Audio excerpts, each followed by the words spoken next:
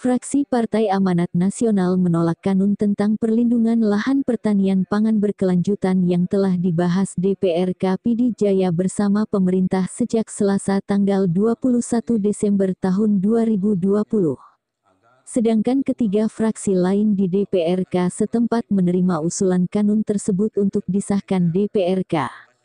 Pembahasan rancangan Kanun tentang Jumat Tertib serta Kanun Perlindungan Lahan Pertanian Pangan Berkelanjutan disahkan DPRK PD Jaya pada hari Rabu tanggal 22 Desember tahun 2020 di gedung DPRK setempat.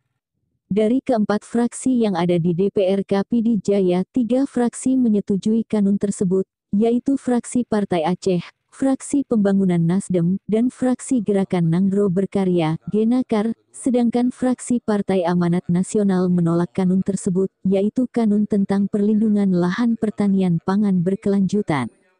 Kanun Perlindungan Lahan Pertanian Berkelanjutan bertujuan melarang siapapun untuk mendirikan bangunan di persawahan, dengan alasan bila bangunan terus-menerus dibangun di persawahan, maka dikhawatirkan beberapa tahun ke depan lahan persawahan produktif di PD Jaya akan hilang, dengan demikian ketersediaan pangan padi di PD Jaya semakin menurun akibat sempitnya lahan pertanian.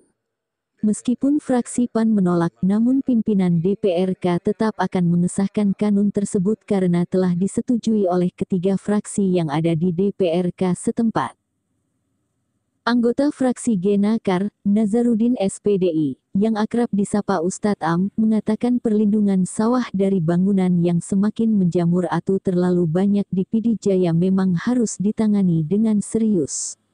Mengingat PD Jaya adalah lumbung padi dengan kategori capaian terbaik di atas nasional, maka perlu diselamatkan sawah dari bangunan baru, baik pembangunan toko, kantin maupun perumahan warga.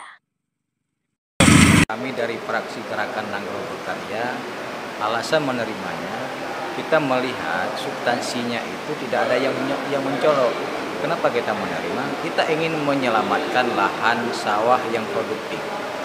Kebanyakan lahan sawah yang produktif sekarang karena tidak adanya kanun atau peraturan yang ketat, sehingga banyak lahan produktif yang dimanfaatkan oleh orang-orang kaya, oleh orang-orang yang punya duit, sehingga hilang dengan dibangun gedung yang megah, yang mewah untuk dipergunakan dalam untuk bisnis.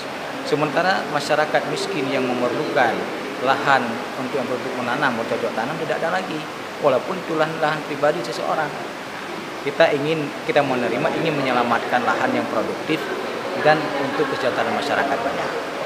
Sementara itu, Hasan Basri, anggota fraksi Partai PAN, yang juga Wakil Ketua 1 DPRK PD Jaya, menjelaskan bahwa ia menolak Kanun Perlindungan Lahan Pertanian, dikarenakan rata-rata pemilik sawah di PD Jaya adalah masyarakat miskin.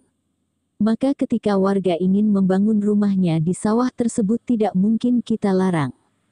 Karena dia tidak memiliki tapak rumah di tempat yang bukan sawah. Persawahan. Dan itu adalah sama sekali tidak memiliki izin. Dan yang anehnya, toko-toko yang terbangun di PD Jaya, yang dibangun oleh pihak ketiga di daerah persawahan, malah kami melihat sekarang adalah dimiliki atau dibeli oleh pihak-pihak dari pemerintah Kabupaten PD Jaya. Itu pejabat PD Jaya. Mungkin demikian.